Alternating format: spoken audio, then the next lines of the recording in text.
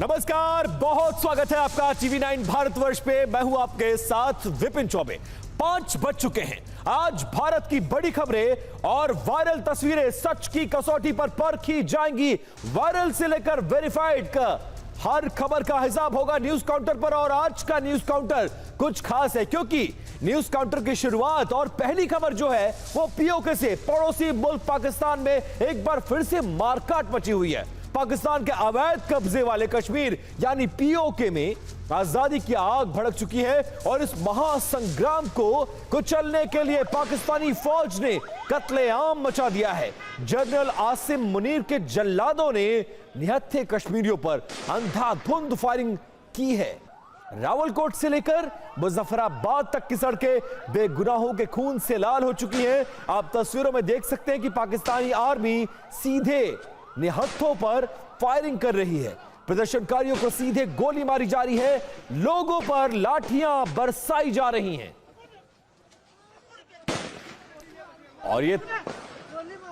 और ये दूसरी तस्वीर देखिए, अब आपको दिखाएंगे। लेकिन देखिए कैसे निहत्थों पर इस तरह से लाठियां बरसाई जा रही हैं और प्रदर्शनकारी पर सीधे फायरिंग की गई है।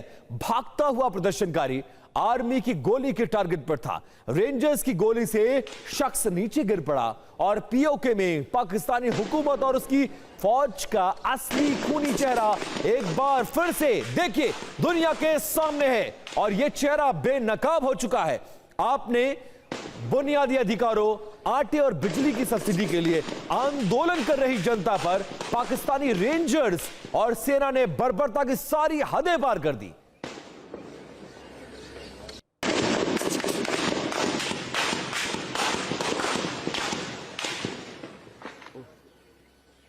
तस्वीरें रावलकोट की है जहां पर मारे गए एक प्रदर्शनकारी शाहजैब हबीब के जनाजे में हजारों की भीड़ उमड़ी तो कायर पाकिस्तानी सेना ने शोक मना रहे लोगों पर, सोचिए आंदोलन तो छोड़िए, शोक मना रहे निहत्थे लोगों पर सीधे ऑटोमेटिक हथियारों से अंधाधुंध फायरिंग झोंक दी है।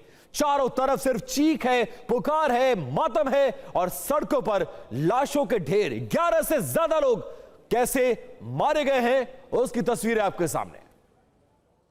और पीओके भिंबर से आई अब तीसरी तस्वीर हम आपको दिखाने जा रहे हैं। जैक ने लॉन्च मार्च का ऐलान किया था लेकिन पाकिस्तानी आर्मी ने इसे लॉन्च मार्च पर पुलिस ने सीधी गोली चलाई है।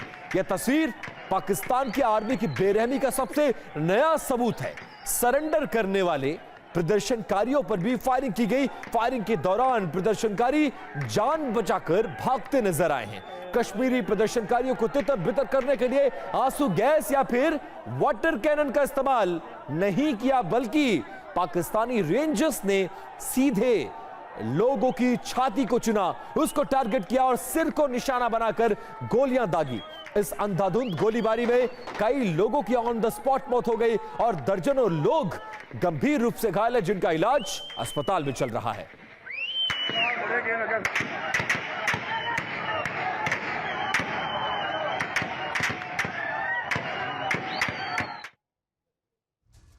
और पाकिस्तान का general Asim Munir general Dyer बन चुका है। कैसे और क्यों कह रहे हैं उसकी कुछ डिटेल्स, कुछ ग्राफिक्स के जरिए आपको समझाने की कोशिश करते हैं। पाक आर्मी ने पीओके में नरसंहार किया है। रावलकोट में शोक सभा में फायरिंग की गई। अब तक 27 लोगों की मौत का दावा किया जा रहा है। 100 से ज्यादा घायल हैं और हिरासत में 100 से ज्यादा लोगों को इन रेंजर्स ने लिया है। यह सब कुछ किसके कहने पर? आसिम मुनीर के कहने पर। आपको बता दें कि यह फायरिंग शाहजैब हबीब के अंतिम संस्कार के दौरान की गई। पाक रेंजर्स ने शाहजैब की हत्या कर दी गई थी और अंतिम जब उनका जनाजा निकल रहा था उसमें भी फायरिंग की गई है। 27 की मौत की खबर है। कहीं आर्मी भारी पड़ रही है तो कहीं स्थानीय लोग आर्मी को दौड़ाते नजर आए। रावलकोट में आर्मी और प्रदर्शनकारी आमने सामने भिड़ गए। दोनों लोगों ने पाकिस्तानी आर्मी को दौड़ाया, पाकिस्तानी आर्मी पर लोगों ने पथराव कर दिया और पाकिस्तान कि आर्मी कोई पेशेवर सेना नहीं बल्कि सरकारी गुंडों की तरह, आतंकवादियों की तरह एक ऐसा झुंड बनकर बिहेव कर रही थी जो अपने कब्जे वाले निर्दोष नागरिकों को कीड़े मकोड़ों की तरह रौंद रही है।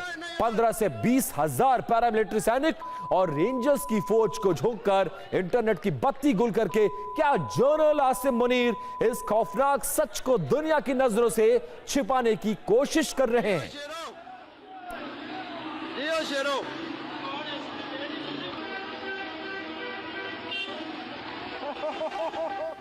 तो सड़कों पर दौड़ते लोग और पाकिस्तानी रेंजर्स किस तरह से मौत बांट रहे हैं वो देखा। अब 5वीं तस्वीर देखिए। जम्मू कश्मीर के ज्वाइंट अवामी एक्शन कमेटी ने बेहद संगीन आरोप लगाया है। पाकिस्तानी सुरक्षा बलों ने मारे गए नागरिकों के शव को जबरन अपने कब्जे में ले लिया ताकि अंतर्राष्ट्रीय स्तर पर उनके इस नरसंहार के पुख्ता सबूत इस देश से बाहर ना जा सके। पीओके की त्रस्त और लहूलुहान जनता अब आर पार के मूड में आ चुकी है। वहां की वादियों से अब एक ही गूंज सुनाई दे रही है, पाक आर्मी गो बैक, पाक आर्मी गो बैक। पाकिस्तान के पाप और जुल्म का घड़ा अब पूरी तरह से भर चुका है और पीओके की आजादी का यह बिगुल अब थमने वाला नहीं है। इस महा कवरेज पर हमारी लगातार नजर बनी हुई है, एक एक अपडेट हम आप तक पहुंचा रहे हैं।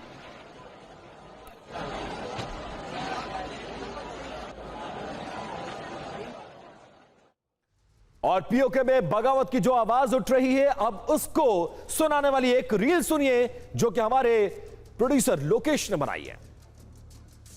पाकिस्तानी कब्जे वाले कश्मीर में भीषण पुलिस बर्बरता की खबरें हम लोगों ने देखी है। कई एक रिपोर्ट देखने में आया है जिसमें कई एक प्रदर्शनकारी मारे गए हैं और कई एक बुरी तरह से घायल हैं।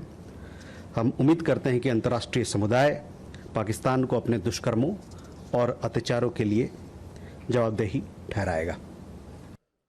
अब न्यूज काउंटर में खबर को बदलते हैं और अगली खबर आपके गौरव को बढ़ा देगी। आपको लगेगा कि इस देश कैसे हमारा देश तरक्की कर रहा है, जहां पर बर्फीली हवाएं हैं, शून्य से भी नीचे का तापमान और मौत को दावत देता तूफान, इन सब को पार करके भारत ने आज एक ऐसा इंफ्रास्ट्रक्चर वाला करिश्मा कर दिखाया है जिसे देखकर पूरी दुनिया दंग है और इसको देखकर आपका सीना गर्व से चौड़ा हो जाएगा। आज केंद्रीय मंत्री नितिन गडकरी की मौजूदगी में हुए इस ऐतिहासिक ब्लास्ट ने कश्मीर और लद्दाख के बीच की दूरियों को हमेशा हमेशा के लिए मिटा दिया है, जहां पर भारी बर्फबारी के कारण 6 महीने तक लद्दाख देश के बाकी हिस्सों से बाई रूट जो लोग जाना चाहते थे उनके लिए कट जाता था। वहीं अब जल्द ही साल के 365 दिन 24 घंटे आप कश्मीर से सीधे लद्दाख पहुंच जाएंगे। सेना के लिए लद्दाख और करगिल तक रसद और भारी सैन्य साजो सामान की त्वरित आवाजाही इस सुरंग के जरिए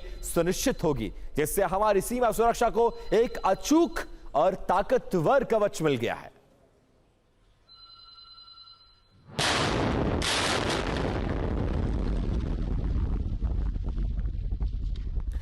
ये वो भारत है जो पहाड़ों से डरता नहीं है, उन्हें काटकर अपना रास्ता बना लेता है।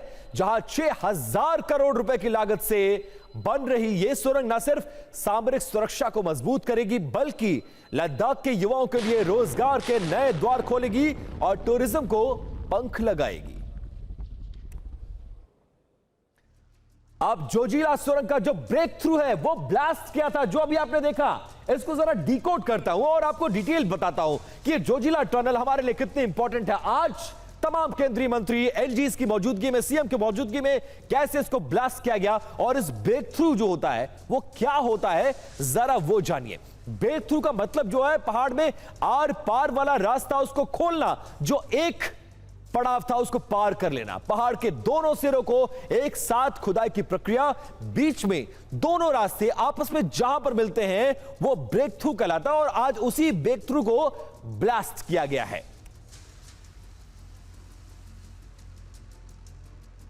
आज का दिन भारतीय इंफ्रास्ट्रक्चर के इतिहास का सुनहरा दिन है, क्योंकि ये टनल जो है 14 किलोमीटर लंबी है, स्टेट ऑफ आर्ट है। ये लद्दाख, लेह और जम्मू कश्मीर के लिए एक लाइफलाइन है। ये वर्ल्ड क्लास सेफ्टी स्टैंडर्ड्स के हिसाब से बनाई गई है और इससे लद्दाख लेह को ऑल वेदर कनेक्टिविटी मिलेगी। मुझे बहुत खुशी है कि आज जम्मू कश्मीर और लद्दाख लेह की जनता को भारत सरकार की ओर से निश्चित रूप से एक अच्छा तोहफा मिला है। तो समुद्री तल से लगभग 11,500 फीट की ऊंचाई और इस सुरंग को बनाना किसी अग्नि परीक्षा से कम नहीं था। जानलेवा हिमस्खलन और हिमालय की नाजुक चट्टानों के बीच काम करते हुए भारतीय इंजीनियरों ने अत्याधुनिक न्यू ऑस्ट्रियन टनलिंग मेथड का उपयोग किया है। और यहां सर्दियों में -20 से लेकर समझिए -20 और -30 डिग्री का तापमान होता, उसमें इस टनल को बनाया गया है। 5 बड़े बर्फीले तूफान इस दौरान आए, मशीनें तबाह हो गई, लेकिन ऑस्ट्रियन टनलिंग मेथड और हमारे देश के बुलंद हौसले के जज्बे के आगे हिमालय को भी झुकना पड़ा। -30 डिग्री तक के तापमान में काम कर रहे हमारे जाबाज मजदूरों और इंजीनियरों का यह पराक्रम देश का तकनीक कौशल और अटूट संकल्प को दर्शाता है। पहाड़ों के सीने को चीरकर बनाई गई इंजीनियरिंग की यह नायाब मिसाल उन स्थानीय लोगों के लिए साक्षात वरदान है जो सर्दियों में महीनों तक बाकी दुनिया से अलग थलग रहते हैं। सोचिए 6 महीने तक कोई कांटेक्ट नहीं, जो दुर्गम सफर तय करने में 3.5 घंटे से ज्यादा का वक्त लगता था वो सिर्फ 15 मिनट।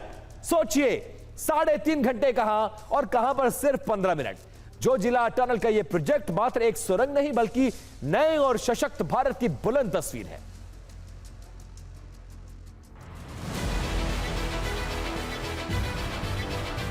जोजिला टनल जो है ये न केवल सिर्फ सेना के हिसाब से जो है स्ट्रेटेजिकली बहुत महत्वपूर्ण है, बल्कि अगर हम इस पूरे लद्दाख की पर्यटन को देखें तो पर्यटन की भी एक ये लाइफलाइन बनने जा रही है। लद्दाख कश्मीर से साल के 6 महीने डिस्कनेक्ट रहता था, कोई मूवमेंट नहीं होता था। अगर कोई मूवमेंट है तो वह एयर ही था। इस रोड के बन जाने से सीमलेस कनेक्टिविटी हो जाएगी। अब लद्दाख का टूरिज्म बढ़ेगा, लद्दाख की जो है डेवलपमेंट होगी। आज के बाद जो है लद्दाख का नक्शा जो है दुनिया के नक्शे के साथ जुड़ के बहुत खूबसूरती की तरफ जाएगा। Zojila Tunnel, as I said, it is an iconic project. It is a national pride, actually. In Asia, it is longest bidirectional single tube at this height.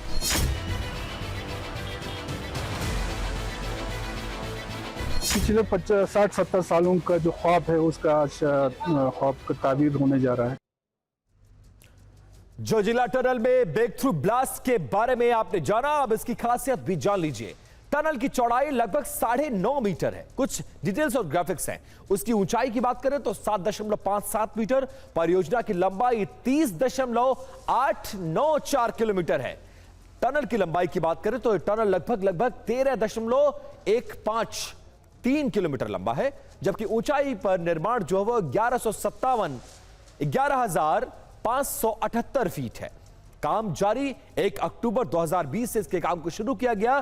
Tunnel की शुरुआत साल 2024 तक शुरू हुई थी और अनुमानित लागत की बात करें तो 6,809 करोड़ रुपए इस पर पूरी लागत आई है।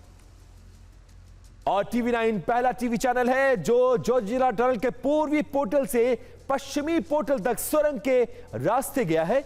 यह रिपोर्ट देखिए। आज जम्मू कश्मीर के टनलिंग इतिहास में कहा जा सकता है स्वर्णिम जो है अध्याय था वो कहीं ना कहीं आज जोजिला टनल के ब्रेक थ्रू मिलने से जो है वो दर्ज किया गया है। देख सकते हैं कि किस तरीके से अभी पहली गाड़ियां जो है हम कह सकते हैं कि हम उन पहली गाड़ियों में सवार जो है लोगों में से है जो कि आज जोजिला से जो ईस्ट पोर्टल है और उसके वेस्ट पोर्टल तक सफ़र करेंगे। आप देख सकते हैं कि अभी हालांकि पूरी टनल उस हिसाब से गाड़ियों के चलने के काबिल नहीं है, लेकिन कुल मिलाकर कहें तो यहाँ पे बताना चाहेंगे कि 13.15 किलोमीटर जो टनल ये जोजिला टनल है ये एक समय सपना माना जाता था और कभी कभी बहुत समय पहले इसको एक काल्पनिक तौर से भी माना जाता, क्योंकि जो पहाड़ियाँ यहाँ से है वो हाईली टफ ट्रेन है। जैसा कि यहाँ पे इंजीनियरिंग से जुड़े लोगों ने भी कहा और आप देख सकते हैं कि किस तरीके से अभी बिल्कुल पहाड़ियों के सीनों को चीरते हुए ये टनल क्रिएट कर दी गई है। तो चलिए न्यूज काउंटर पे खबर को बदलते हैं और बात राजस्थान की, जहां पर सरकारी अस्पताल इलाज नहीं मौत बांट रहे हैं।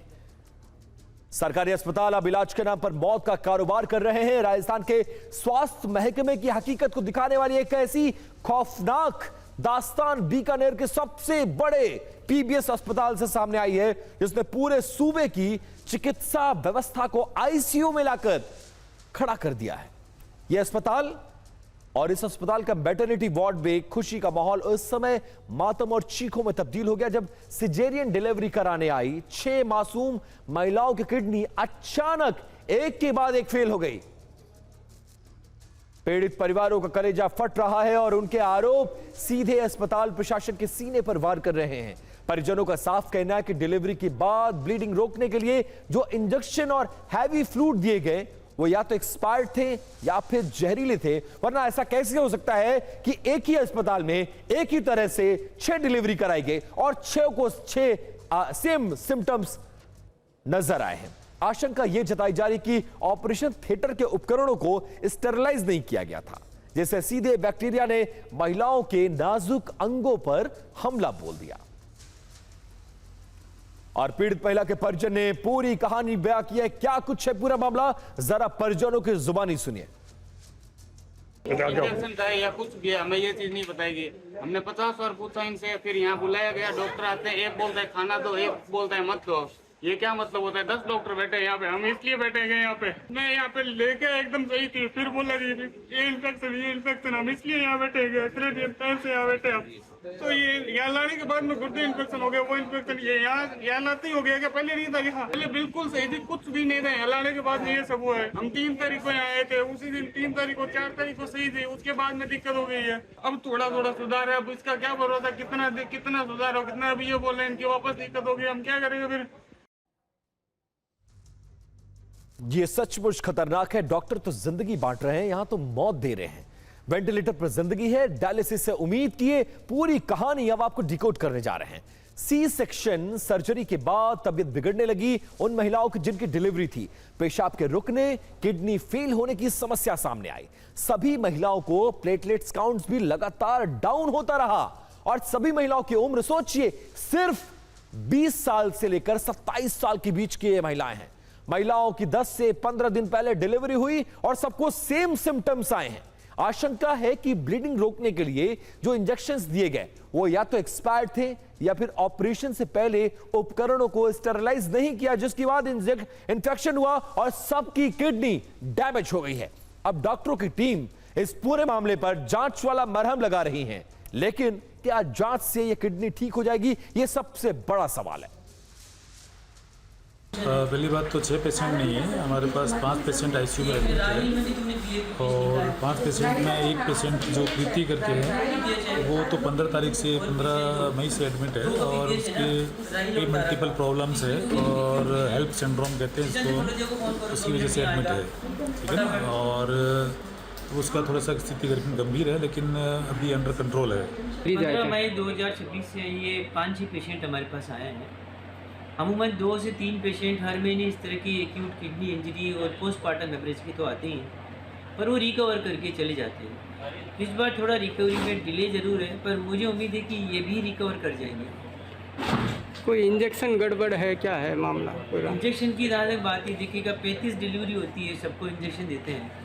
अगर रिएक्शन होती तो उन 35 के 35 आदमियों को होती, एक ही को आदमी को 2 आदमी को नहीं होती। इसके पीछे कोई दूसरा फैक्टर भी लग रहा है, वो फैक्टर को पता करने की कोशिश कर ली है। हम लोगों ने जांच कमेटियां गठित कर ली हैं और लगातार इसके सुपरविजन में लगे हुए हैं। तो ये राजस्थान के सरकारी अस्पताल है जो इलाज के नाम पर मौत बांट रहे हैं। कैसे, कुछ डिटेल्स लेकर आया हूं, जरा वो देखिए। ये वो तमाम महिलाएं हैं जो अब वेंटिलेटर पर आ चुकी हैं। 20 से 27 साल उम्र है, डिलीवरी कराने गई थी और वहां से बीमारी लेकर आ गई हैं। अब सरकारी अस्पताल इलाज के नाम पर कैसे मौत का वारंट दे रहा है, जरा वो देखिए और समझिए। कोटा से सबक नहीं लिया और नकली इंजेक्शन जो है उससे 5 महिलाओं की मौत हुई थी, उसके बावजूद कोई सबक नहीं, कोई कुछ भी नहीं सुधार। अब बीकानेर में हालत गंभीर है क्योंकि ऑपरेशन थिएटर्स का इंफेक्शन ऑडिट ही नहीं किया गया है। यह हालत है सरकारी अस्पतालों की जहां इलाज कराने लोग गए थे और किडनी खराब करके वापस आ गए। न्यूज काउंटर में अब खबर को बदलेंगे और बात करेंगे इलाहाबाद हाईकोर्ट के एक ऐतिहासिक फैसले की, जिसकी चर्चा चारों तरफ है, क्योंकि कोर्ट अब पुलिस पर बहुत सख्त हो गई है और कोर्ट ने साफ कह दिया है कि बिना सबूत अगर आपने गिरफ्तारी की तो यह आप पर भारी पड़ने वाली है। क्योंकि यह जो फैसला है, यह बहुत ज्यादा इसी वजह से चर्चा में आया है, क्योंकि पुलिस जो है वो शांति भंग करने की आशंका के आधार पर किसी को भी जेल नहीं भेज सकती। इसको लेकर कोर्ट ने अपनी आपत्ति दर्ज की है। गिरफ्तार करने और जेल भेजने के लिए पुलिस के पास पुख्ता सबूत होने चाहिए, जिसे वो कोर्ट में पेश कर सके। इलाहाबाद हाई कोर्ट ने दिशा निर्देश में एक केस की सुनवाई के दौरान अपना ये ऑब्जर्वेशन दिया है।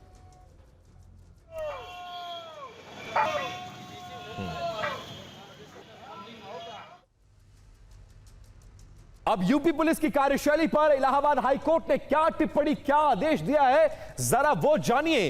क्योंकि किसी को भी शांति भंग की आशंका पर पुलिस का उठा लेना, उसको जेल भेज देना, 24-24 घंटे तक अदालत उनको हवालात में रखना, कोर्ट ने कहा है अब यह नहीं चलेगा यूपी में, क्योंकि बिना ठोस कानूनी आधार के जेल भेजना यह गैर कानूनी है। अदालत ने साफ कर दिया कि अगर पुलिस किसी को अवैध तरीके से हिरासत में लेती है तो उसे 25,000 रुपए प्रतिदिन के आधार पर मुआवजा देना होगा। मुआवजे की यह रकम दोषी पुलिस अधिकारियों से वसूला जाएगा। इलाहाबाद हाई कोर्ट ने कहा है कि व्यक्तिगत स्वतंत्रता सर्वोपरि है। बगैर ठोस और कानूनी आधार के पुलिस किसी भी शख्स को 24 घंटे से ज्यादा अपनी हिरासत में नहीं रख सकती है। ऐसा करने वाले पुलिस अधिकारियों से जुर्माना वसूला जाएगा। इलाहाबाद हाई कोर्ट का यह दिशा निर्देश पूरे उत्तर प्रदेश में आज से लागू होगा। अब खबर को बदलते हैं और न्यूज काउंटर में बात प्रधानमंत्री उज्ज्वला योजना की करने जा रहे हैं। इस योजना के लाभार्थियों को एक बड़ा झटका लगा है। कैसे, वो मैं आपको बताने जा रहा हूं। केंद्र सरकार ने प्रधानमंत्री उज्ज्वला योजना के तहत मिलने वाले गैस सिलेंडर की संख्या को अब कम कर दिया है। अब साल में 9 की जगह, जी हां, पहले 12 महीनों में 9 सिलेंडर, लेकिन अब 9 की जगह सिर्फ 4 सिलेंडर आपको सब्सिडी पर मिलेंगे। लाभार्थियों को 4 सिलेंडर्स पर 300 रुपए प्रति सिलेंडर की सब्सिडी मिलेगी। यह राशि डायरेक्ट बेनिफिट ट्रांसफर यानी डीबीटी के जरिए सीधे उनके बैंक खातों में भेजी जाएगी। प्रधानमंत्री उज्ज्वला योजना मई 2016 में शुरू हुई थी। तब लाभार्थियों को हर साल 12 सब्सिडी वाले 14.2 किलो के सिलेंडर, जो एलपीजी वाले सिलेंडर थे, वो मिला करते थे। बाद में इसकी संख्या को घटाकर 9 किया गया और अब और ज्यादा कम करके इसे 4 कर दिया गया है। जैसे भी कोई लाभार्थी साल का 5वां या उससे अधिक सिलेंडर बुक करेगा, उसे बिना किसी सब्सिडी के पूरी कीमत चुकानी होगी। ये डिटेल्स फिलहाल सामने आई हैं। तो देखिए, प्रधानमंत्री उज्ज्वला योजना में क्या कुछ बदला हुआ है वो हम आपको थोड़ा डिटेल में समझाने की कोशिश करते हैं, ताकि आपको अगर कोई कंफ्यूजन हो तो वो दूर हो जाए। पहले उज्ज्वला योजना के तहत आपको एक साल में 9 सिलेंडर मिलते थे, जो अब घटकर 4 हो गए। नियम में जो बदलाव किया गया वो जानिए। उसकी वजह भी आपको बता देते हैं कि सरकार ने यह फैसला क्यों किया गया। अंतर्राष्ट्रीय बाजार में एलपीजी की कीमतों में लगातार बढ़ोतरी हो रही है। एलपीजी सिलेंडर की वास्तविक लागत 1600 रुपए से सरकार को ज्यादा पड़ रही है। कीमत बढ़ने के बाद भी सिलेंडर 942 रुपए में उपलब्ध हो रहा है, जिसकी वजह से गैस कंपनियों का नुकसान लगातार बढ़ता जा रहा है। और इसी वजह से सरकार ने उज्ज्वला योजना में बदलाव किया है। अब 9 की बजाय आपको सिर्फ 4 सिलेंडर देने का फैसला किया है। इस फैसले से तेल कंपनियों का घाटा 9,000 करोड़ तक कम होने की संभावना है। तो सरकार के इस फैसले का मिला जुला रिएक्शन भी देखने को मिल रहा है और विपक्ष इस फैसले पर कहीं ना कहीं अब सरकार को घेरने में जुट गई है। अब आगे बढ़ते हैं और खबर न्यूज काउंटर में बदलने जा रहे हैं। विधानसभा चुनाव में हार मिलने के बाद कैसे ममता के बागी उनकी मुश्किल बढ़ा रहे हैं। अब सवाल यह है कि पहले विधायकों ने साथ छोड़ा, फिर उसके बाद सांसदों ने, अब काउंसलर्स भी कह रहे हैं ममता दीदी के साथ नहीं रहेंगे। टीएमसी के सांसद, विधायक, पार्षद ममता बनर्जी का साथ छोड़ने लगे हैं। 28 साल जो पुरानी पार्टी है वो ताश के पत्तों की तरह कैसी ढहती नजर आ रही है, वो कुछ नजर आ रहा है हमें। पश्चिम बंगाल में ममता बनर्जी का पूरा फोकस दिल्ली में अब जाकर विपक्ष को मजबूत करने में है, जब वो बंगाल में विपक्ष में आ गई हैं। लेकिन उनकी खुद की पार्टी लगातार कमजोर होती जा रही है और ममता बनर्जी को एक के बाद एक कई झटके लग रहे हैं। टीएमसी नेताओं में भागम भाग मची हुई है, हालात काबू से बाहर है। तो अब आप समझिए कि ममता बनर्जी की टीएमसी 3 हिस्सों में बढ़ती नजर आ रही है। सांसदों का एक धड़ा लोकसभा सांसद काकोली घोष के साथ खड़ा है, दूसरा गुट ममता बनर्जी के साथ खड़ा है और तीसरा गुट जिसमें विधायक है वो ऋतुपत बनर्जी के साथ नजर आ रहा है। पहले टीएमसी के विधायकों ने बगावत की, फिर सांसदों ने मोर्चा खोल दिया और कोलकाता नगर निगम में भी ममता बनर्जी को बड़ा झटका लगा है। कोलकाता के मेयर रहे फरहाद हाकिम ने इस्तीफा दे दिया। टीएमसी के कई पार्षद उगाही में गिरफ्तार हो गए, जिसके बाद राज्यपाल आरएन रवि ने कोलकाता नगर निगम में एडमिनिस्ट्रेटर को नियुक्त कर दिया है। अब ममता की पार्टी जो टीएमसी है वो टूट सकती है, कुछ इस तरह का अंदाजा लगाया जा रहा है। पश्चिम बंगाल विधानसभा में टीएमसी के 80 विधायक हैं, जिनमें से 58 विधायक ममता बनर्जी से नाराज नजर आ रहे हैं। टीएमसी से अलग होने की संभावना है। विधानसभा में वो अलग गुट बना चुके हैं। लोकसभा की बात करें तो टीएमसी के पास 28 सांसद हैं, जिसमें 20 सांसद उनकी पार्टी के खिलाफ खड़े नजर आ रहे हैं। राज्यसभा में टीएमसी के पास 13 सांसद हैं। टीएमसी के एक सांसद ने इस्तीफा दे दिया और 12 राज्यसभा सांसद, उनकी स्थिति फिलहाल स्पष्ट नहीं है, कोई खुलकर कुछ बोल नहीं रहा है।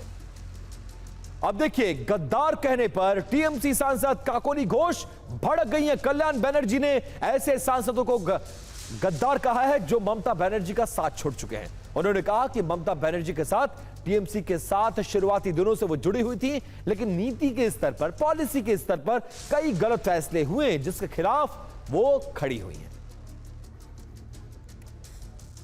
इन गद्दारों से मैं जानना चाहता हूं कि तुम्हें तकलीफ हो रही थी तो तुमने इलेक्शन के बाद ये तकलीफ क्यों जाहिर की? इलेक्शन के पहले करना चाहिए था कि गद्दारी नहीं करते। और जब वक्त ये ऐसा आया हुआ हो, जब हमें हराया गया, हम हारे नहीं बंगाल में, हमें हराया गया, सब कोई मिलकर के हराया, केवल 32 लाख का अंतर था। उस 32 लाख में 27 तो एजुकेशन का था, ऊपर 6-7 लाख लोग को अलग से वोट में डाला गया। इसलिए ये ना समझे बीजेपी, जिस प्रकार से झूठे वादे किए थे कि अगले महीने से 3,000 रुपया देंगे, 12-12 कागज का फॉर्म दिया हुआ है। सो याद रखना, भागने वाले भगौड़ों, गद्दारों, वो डीए भी नहीं मिला उसका, 31 तारीख तक, दिसंबर तक डेट मांग लिया है।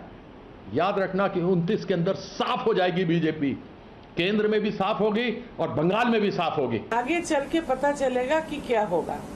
अभी के लिए ये काफी नहीं है कि हम लोग काम करना चाहते हैं, बंगाल के लिए काम करना चाहते हैं, देश के लिए काम करना चाहते हैं, भारत को सुरक्षित रखने के लिए काम करना चाहते हैं। ये बहुत अहम मुद्दा है। मुझे पता नहीं आप समझते हैं कि नहीं, इससे ज्यादा मैं बोलूंगी भी नहीं, लेकिन देश का मुद्दा हमारे लिए बहुत अहम है। मैं बहुत सह लिया, ऐसा जो विश्वासघात बोलता है उनको ये याद रखना चाहिए कि मैं 2011 में ममता बनर्जी मुख्यमंत्री बनने का बाद यहाँ नहीं आई। मैं 40 साल से यहाँ लड़ रही हूँ और मैं जैसे कहा, ये लोग का बात को मुझे कुछ असर नहीं होता मुझ पर।